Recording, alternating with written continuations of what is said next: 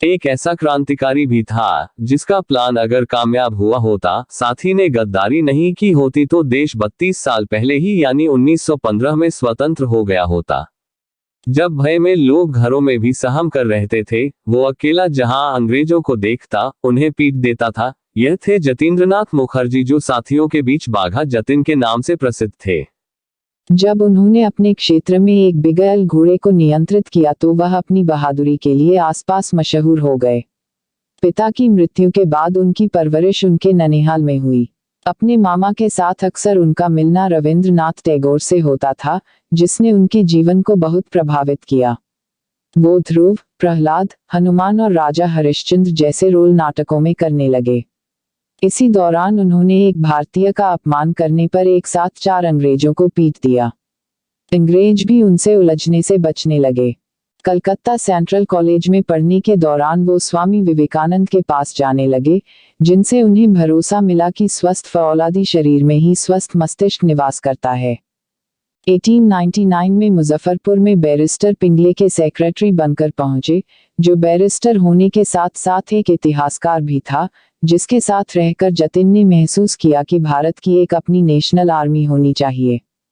एक बार उनके गांव में एक तेंदुए का आतंक था, तो वो उसे जंगल में ढूंढने निकल पड़े, लेकिन सामना हो गया रॉयल बंगाल टाइगर से। जतिन ने उसको अपनी खुखरी से मार डाला। बंगाल सरकार ने एक समारोह में सम्मानित किया। तभी से उनका नाम बाघा जतिन पड़ा। 1905 में प्रिंस ऑफ वेल्स जब कलकत्ता आए, तो उनके काफिले की एक गाड़ी की छत पर कुछ अंग्रेज बैठे हुए थे और उनके जूते खिड़कियों पर गाड़ी में बैठी महिलाओं के बिल्कुल मुंह पर लटक रहे थे। यह दृश्य देखकर जतिन भड़क गए और उन्होंने अंग्रेजों से उतरने को कहा, लेकिन वो नहीं माने तो ऊपर चढ़ गए और बाघा जतिन ने एक एक करके सबको पीट दिया। तब तक पीटा जब तक कि सारे नीचे नहीं गिर गए। लेकिन इस घटना से 3 बड़े काम हुए। अंग्रेजों के भारतीयों के व्यवहार के बारे में उनके शासकों के साथ साथ दुनिया को भी पता चला। भारतीयों के मन से उनका खौफ निकला और बाघा जतिन के नाम के प्रति क्रांतिकारियों के मन में सम्मान और भी बढ़ गया। 3 साल के लिए उनको दार्जिलिंग भेजा गया, जहां उन्होंने अनुशीलन समिति की एक शाखा बांधव समिति शुरू की। सिलीगुड़ी स्टेशन पर फिर अंग्रेजों के एक मिलिट्री ग्रुप से उनकी भिड़ंत हो गई। कैप्टन मफी की अगुवाई में अंग्रेजों ने जतिन से बदतमीजी की, तो जतिन ने अकेले उन 8 को जमकर मारा। इसी बीच फोर्ट विलियम में तैनात जाट रेजिमेंट को भड़काने के आरोप में जतिन दा को गिरफ्तार कर लिया गया।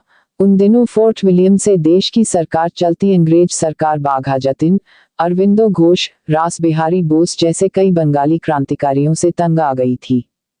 चेक के ही रॉस हेडविक ने बाद में लिखा कि इस प्लान में अगर इमैनुअल विक्टर बोस्का ना घुसता तो किसी ने भारत में गांधी का नाम तक ना सुना होता और राष्ट्रपिता बाघा जतिन को कहा जाता। पुलिस को सुराग मिला कि जतिन और उसके साथी कपटिपाड़ा गांव में हैं। जतिन के साथ मनोरंजन और चित्तप्रिया थे। वहां से वो निकल भागे। जतिन और उनके साथी जंगलों की तरफ भागे। अंग्रेजों ने जतिन पर भारी इनाम का ऐलान कर दिया। अब गांव वाले भी उन्हें ढूंढने लगे। इधर भारी मात्रा में जर्मन हथियार बरामद कर लिया गया। क्रांति फेल हो चुकी थी। सपना मिट्टी में मिल चुका था। 10 सितंबर 1915 में इस महान सिपाही ने अस्पताल में ही अपने प्राण त्याग दिए। महान क्रांतिकारी जतिन दास को विनम्र श्रद्धांजलि के साथ कोटि कोटि नमन। जय हिंद, जय हिंद, जय Hind. Thanks for watching. Please like, share and subscribe.